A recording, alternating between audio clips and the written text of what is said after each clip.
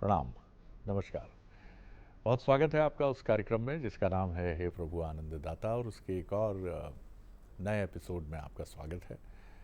आपकी प्रतिक्रियाएं, रिएक्शंस, सुझाव, विचार, कोई विषय जिस पर आपको लगता है कि उस पर भी चर्चा हमारे विद्वान वक्ता के साथ उनके गाइडेंस में होनी चाहिए, तो वो भी हमें भेजें। हमारा नंबर आपकी स्क्रीन पे है 7009694440। ये नंबर लगातार आपकी स्क्रीन पे फ्लैश हो रहा है। और आज हम जिस विषय पर बात कर रहे हैं वो विषय देखने में बड़ा सरल प्रतीत होता है, लेकिन है उतना ही गहरा। जिसे हम स्नेह कहते हैं, प्रेम कहते हैं, वो कई बार इसे हम कहते भी हैं स्नेह का बंधन। अब जिसने भी ये शब्द स्नेह के साथ बंधन को जोड़ा है वो बड़ा चतुर व्यक्ति होगा या बड़ा गहरा व्यक्ति होगा, क्योंकि उसने ये समझ लिया था कि ये स्नेह वो स्नेह नहीं है जो मुक्त करता है। ये प्यार, ये प्रेम वो प्रेम नहीं है जो मुक्ति की तरफ ले जाता है, जो आनंद से भर देता है। और ये प्रेम मांगता नहीं है कुछ कि मैंने प्रेम किया तो आप भी प्रेम करो, आप नहीं करोगे। जैसा शादी में हम देखते हैं, साहब मैं तो बहुत प्यार करता हूँ, वो नहीं करती। या उधर से प्रतिक्रिया आती है अपने ससुराल पक्ष के सामने, मायके पक्ष के सामने, मैंने तो जीवन समर्पित कर दिया, पति देव हैं कि तवज्जो ही नहीं दी, seen the very first day. तो ये दरअसल अपेक्षा भी है और अपेक्षा का एक बंधन भी है। संतान ने साथ नहीं दिया, ये भी बंधन है। अब इनसे मुक्ति आसान नहीं है, बिल्कुल बिल्कुल भी नहीं है। या आप कहें कि साहब मेरी पत्नी मुझसे प्यार नहीं करती, लेकिन it doesn't make any difference to me, मैं तो उससे बहुत प्यार करता हूँ, वो करे या ना करे इससे मुझे फ़र्क नहीं पड़ता। दरअसल हम बिल्कुल बैंक की तरह ही हैं प्यार के मामले में, कि अगर हमने 4 पैसे जमा किए तो हम ये ज़रूर पूछेंगे कि ब्याज कितना लगा भैया और कितना मिलेगा 5 साल बाद। माफ़ कीजिएगा, ये बात सुनने में आपको अजीब लग रही होगी, लेकिन है बिल्कुल सच। कौन है हम में से ऐसा जो ये कहे कि मुझे फ़र्क नहीं पड़ता, मेरी बेटी मेरा बेटा मुझसे प्यार करे या ना करे, मैं अपने दायित्व निभा रहा हूँ और उनसे बहुत प्यार करता हूँ। तो ये जो प्रेम है ये क्यों बंधन बनता है, और बंधन में क्या सुख है? क्या हम वैसे ही हो जाते हैं जैसा श्वान के लिए कहा जाता है कि कई बार जब वो हड्डी बहुत ज़ोर ज़ोर से चबाता है अपने जबड़ों से, तो उसी के जबड़ों का खून निकलता है और वो ये सोचता है कि ये जो रस आ रहा है ये हड्डी से आ रहा है। तो हम लोग भी, क्या थोड़ी सी आपको विकृत सी व्याख्या लग सकती है, लेकिन क्या ये ऐसा ही है कि हम भी इसी एक अजीब से बंधन में फंसकर उलझे हुए हैं? इसको समझेंगे आज। तो जैसा मैंने आपसे कहा था, अब आप समझ रहे होंगे कि विषय जितना कहने में सरल लगता है, या प्यार करता हूँ, मैं बहुत प्यार करता हूँ अपने संस्थान से, अपने घर से, अपने देश से, तो उसके बदले में आप चाहते क्या हैं? अक्सर हम फिल्मों में डायलॉग सुनते हैं, दीवार आप याद कीजिए, खुश तो बहुत हो गए तुम आज। तो ये तमाम चीज़ें चलती हैं, लेकिन अपने विद्वान वक्ता, भगवत गीता के अध्येता, मानस मर्मज्ञ प्रोफेसर डॉक्टर सुरेंद्र बिहारी गोस्वामी जी के समक्ष इस विषय के साथ हम चल रहे हैं। प्रणाम कर रहा हूँ डॉक्टर जी। आपकी मीमांसा में बहुत सारे ऐसे शब्द आए जिनके अर्थ ढूंढते ढूंढते मुझे न जाने कितने प्रकार के कथा, कथानक और दृश्य उपस्थित हो गए। जी वाह। आपके शब्दों में जहाँ एक बड़ा सुंदर, मीठा, मोहक, मधुर शब्द आया, स्नेह जी, एक शब्द आया जी, मुझे तो एक नाम भी ध्यान आ गया। एक पिताश्री के पास उनके प्रिय शिष्य चले आते थे, उनका नाम था राम स्नेही। राम स्नेही, मतलब वो राम के स्नेह में बंधे हुए थे। हाँ, आप समझे। जी, फिर उसके बाद एक बड़ा पवित्र शब्द आया, प्रेम। प्रेम, फिर शब्द मुझे सुनाई पड़ा प्यार, मोहब्बत भी आपने शब्द का उपयोग किया। फिर आपने एक शब्द बंधन का उपयोग जी, किया। जी, अब देखिए, बांधने और बंधन में बड़ा अंतर है, बंधे हुए और बंधन में बड़ा अंतर है। स्नेह हमारी इंद्रियों के साम्य बिंदु में उत्पन्न होता है। स्नेह में परमार्थ कापन बहुत अधिक होता है। जैसे 3 गुण होते हैं, रजोगुण, सतोगुण, तमोगुण। सतोगुण सत्व चित्त, कोई स्वार्थ नहीं है। स्नेह एक आभूषण की तरह है। स्नेह सुंदर दिव्य आभूषण की तरह है। आप समझ गए ना? तो आभूषण की शोभा रहती है, बड़ा अच्छा लगता है, और आभूषण कभी किसी को कष्ट नहीं देता। आभूषण स्वयं पहना भी जाता है और आभूषण स्वयं उतारा भी जाता है। ये वो बंधन है, बद्ध नहीं हुए हैं आप। लेकिन इसमें जो बंधन केवल तमोगुण और रजोगुण के संयोग से होता है, उसमें आदमी बंध जाता है। तो बंधने और बंधन में यही अंतर है। जैसे रक्षा बंधन, बहन भाई को बड़े प्रेम से वो बंधन बांधती है, वो जकड़ने के लिए नहीं मानती, उसमें स्नेह शामिल होता है। तो मन जब हमारा साम्य बिंदु पर होता है और तब हम जो प्रीति उत्पन्न करते हैं उसे स्नेह कहते हैं। अमूनन, ज्यादातर, सामान्यतया, औसतन स्थितियों में स्नेह करने वाला व्यक्ति अपने साथ बड़प्पन लिए हुए होता है। अर्थात आपसे जो स्नेह करता है वो बड़ा होता है। जैसे बड़ा भाई छोटे भाई को स्नेह करता है, जैसे माता पिता पुत्र को स्नेह करते हैं, उसमें ममता भी छुपी रहती है, उसमें लाड़ भी छुपा रहता है, उसमें प्रेम भी छुपा रहता है। लेकिन ये स्नेह जब स्वार्थ के आवरण से अपना साम्य बिंदु खो देता है, जब इसमें रजोगुण तमोगुण बढ़ जाते हैं, तो फिर ये बंधन हो जाता है। तो जब बंधन हो जाता है उसे लोग नाम देने लगते हैं प्यार। प्रेम नहीं, प्यार। प्यार शब्द स्वार्थ का होता है। प्यार शब्द वो बंधन है जिसमें बंधा हुआ व्यक्ति शुरू में तो मिठास की अनुभूति करता है, बाद में उस बंधन को खोलने के लिए बेचैन भी हो सकता है। बंध गया है तो वो बंधन जब जकड़ने लगता है, अपना क्षेत्रफल बढ़ रहा है, अपने हाथ की मोटाई, तो फिर वो हमें गड़ने लगता है, चुभने लगता है कि कैसे निकले। प्यार में स्वार्थ होता है। और मोहब्बत शब्द का उपयोग वो तो मोह से ही रंगा हुआ होता है। उसमें आदमी एकदम लंपट हो चुका होता है, वहां जहाँ केवल स्वार्थ होता है। या यदि उसे शरीर के ढांचे से कहें तो स्नेह एक वो मधुरिम दृष्टि है जो आपके सर्वांग को सुशोभित करती है, मीठा हो जाता है। जल स्नान किया, ये स्नेह है आपका। लेकिन जो प्यार शब्द है उसमें वो तृप्ति ढूंढता है। जैसे एक पिता के लिए पुत्र तब तक प्यारा होता है जब तक पुत्र पिता की आज्ञा का अनुसरण करता है। एक पति के लिए पत्नी तब तक प्यारी होती है जब तक एक पति की सारी संभावनाओं को, सारी आज्ञाओं को, सारी इच्छाओं को वो पूर्ति करते रहे। एक पत्नी के लिए पति तब तक अच्छा होता है जब तक उसकी इच्छा के अनुसार चलने लगे, और जिस पल वो विरुद्ध हो जाए उस पर क्या होता है, एक दूसरे को वो वैमनस्यता से देखते हैं। ये पुत्र होता नहीं तो ज़्यादा अच्छा था, अब वो तुम्हारे पथ पर नहीं चल रहा है ना।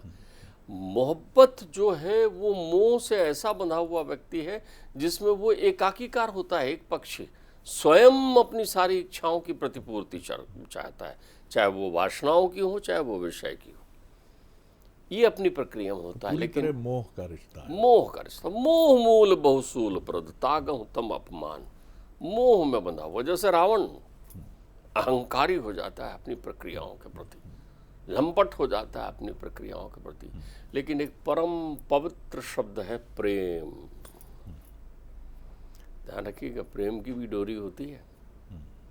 आपने जो उदाहरण दिया है उस उदाहरण को मैं बड़ा दार्शनिक, बाबा तुलसी कहाँ कहाँ उदाहरण को ले जाते हैं। बीच में माफ़ कीजिए, आपको रोक रहा हूँ।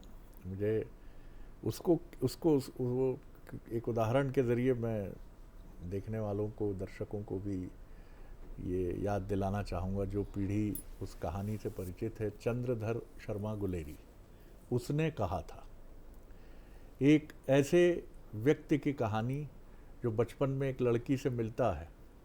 वो दही खरीदते हैं एक जगह और वो उससे पूछता है, पंजाब की कहानी है, कि तेरी कुड़माई हो गई, सगाई हो गई, और वो लड़की शर्मा के धत कह के भाग जाती है। बाद में जब बड़े होने पर ये मिलते हैं, उसकी शादी हो चुकी होती है और द्वितीय विश्व युद्ध चल रहा होता है और उसका पति इसी के साथ सीमा पर लड़ रहा होता है और वो अपने प्राण देकर उसके पति की प्राण रक्षा करता है कि नहीं, ये वही लड़की है जिसके प्रति कभी मेरा प्रेम का एक आग्रह रहा, लेकिन इसका सुहाग सुरक्षित रखना चाहिए, रहना चाहिए। उसने कहा था कि ये प्रेम हुआ, ये परमार्थ। हाँ। जहां भी पूर्णतः परमार्थ है वो प्रेम है। आप ये समझिए, इस प्रेम को ही श्रेय मार्ग कहा गया है।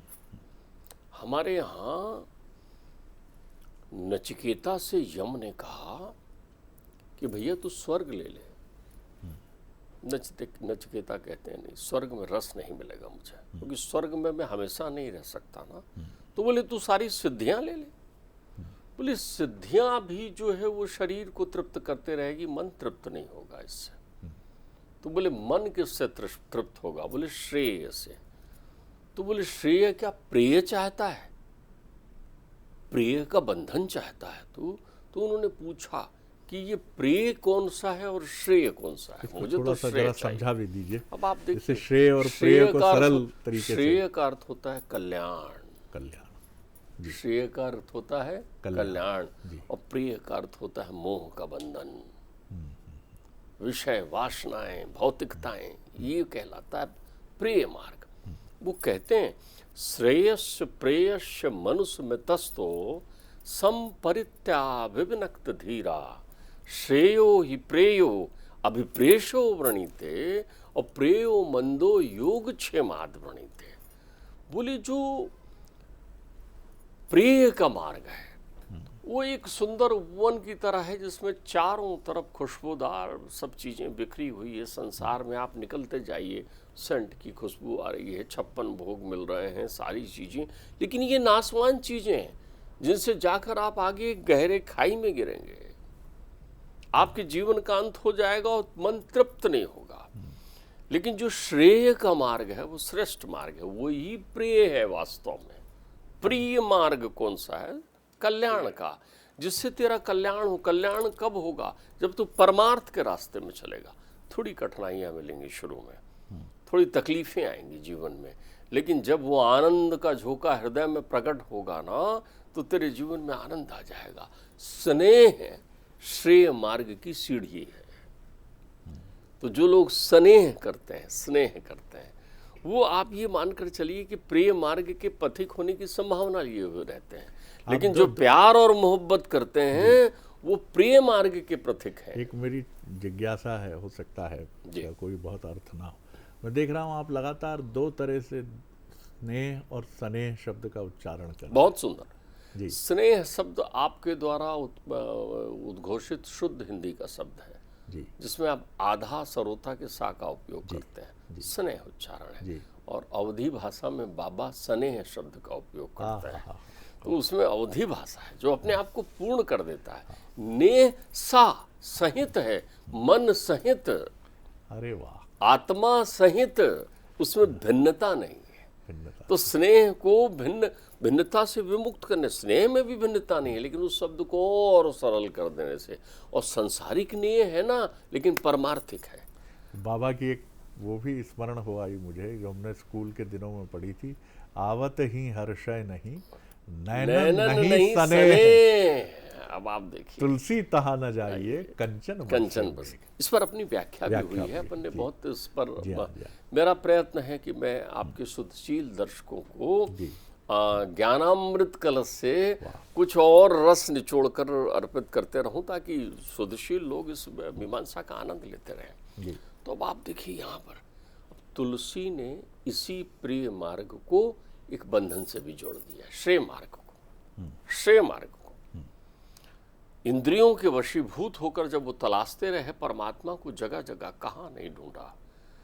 परमात्मा ढूंढने से नहीं मिलते ना, परमात्मा तो बिना ढूंढे मिलते हैं। जेहि जाने ही जेहि देहि जनाई, और जानत तुम्हें हो जाई। वो तो आपको आके खुद छूते हैं, आपको उनको छूने की जरूरत थोड़ी है। परमात्मा अपने पुत्रों से स्नेह करते हैं संसार की भाषा में, आप समझिए।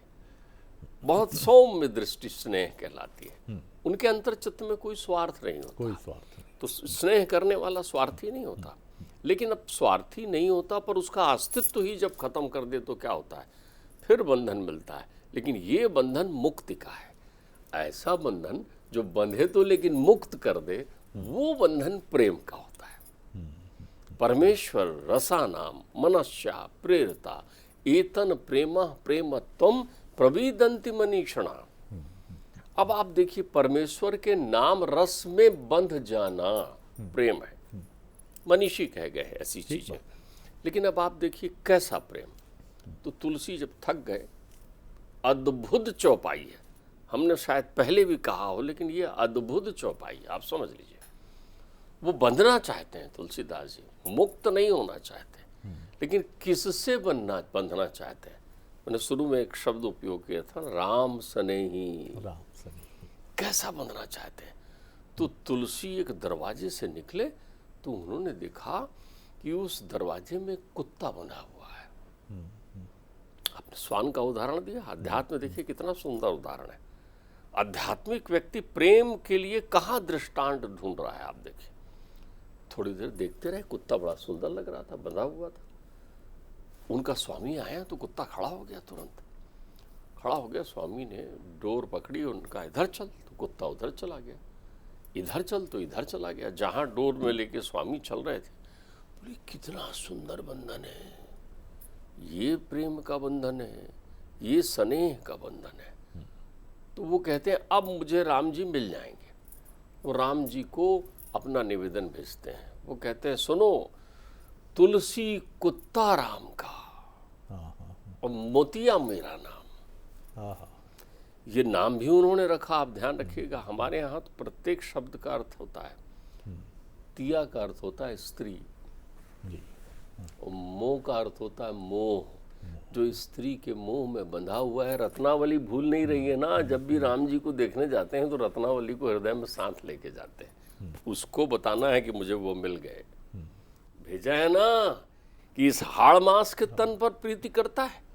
इतनी प्रीति, इससे थोड़ी इतनी सी रंच मात्र भी प्रीति यदि तू परमात्मा से करता तो तुलसी तुझे राम मिल गए होते। तो वो जब भी राम को देखने जाता है तो रत्नावली हृदय से नहीं निकलती ना। तो उन्होंने कहा मोतिया हूं मैं, मोतिया। इसी से मोतिया बिंद बना लोगों का नाम। आप देखिए, ये शब्द लगा दिया मोह का।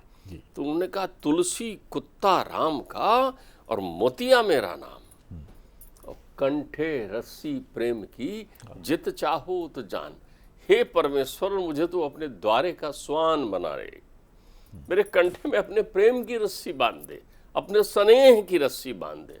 जहां कहेगा वहां जाऊंगा, जब कहेगा तब उठूंगा, लेकिन मेरा साथ ना छोड़, मुझे अपने साथ रख। तो जिसके जीवन में स्नेह का सूत्रपात हो जाए, वो प्रेम नगर के द्वार की पहली सीढ़ी में पैर रख लेता है। और जिसके नगर में या जिसके मन में प्यार और मोहब्बत जैसे शब्द आ जाएं, जिसके पीछे आप दौड़ते हैं, चमड़े के रंग पर, विषयों पर, वासनाओं पर, भौतिकता पर, तो आप समझ लें आप प्रिय नगर में प्रवेश कर रहे हैं, जहाँ भौतिकता है। और जहाँ पहुंचकर तुझे बार बार 84 के फेरे लेने होंगे, तू तृप्त नहीं हो पाएगा। स्नेह एक भरा हुआ घड़ा है, बिल्कुल और सही है डॉक्टर। प्यार और मोहब्बत खाली घड़ा है, खाली घड़ा है। ये बहुत सुंदर बात है। युवा पीढ़ी के कुछ दोस्तों को लग सकता है कि ये कैसा प्रेम है जो बांधने की बात कर रहा है, और एक उदाहरण ले रहा है श्वान का, डॉग का। लेकिन ये सब ऊपर से नज़र आने वाली चीज़ें हैं, इसके भावार्थ का अर्थ दूसरा है। विराट कोहली जब एक सपना लेकर आगे बढ़ते हैं 15-16 साल की उम्र में, बहुत फैटी शरीर है क्योंकि पंजाबी कल्चर से आते हैं, पराठे और मक्खन वाले पराठे ये सब आपके कल्चर का हिस्सा है। पिज़्ज़ा बड़े बल्की और फैटी होते हैं। फिर जैसे डॉक्टर साहब ने उदाहरण दिया कि उस प्रेम में बंध जाते हैं कि नहीं, मुझे लक्ष्य रूपी राम से इतना प्रेम है कि दुनिया का सर्वश्रेष्ठ क्रिकेटर बनना है। अब देखने वालों को ये रस्सी बंधी हुई दिख सकती है कि पिज्ज़ा खाना छोड़ दिया, मीठा खाना छोड़ दिया, अधिक से अधिक समय जिम में देना शुरू कर दिया।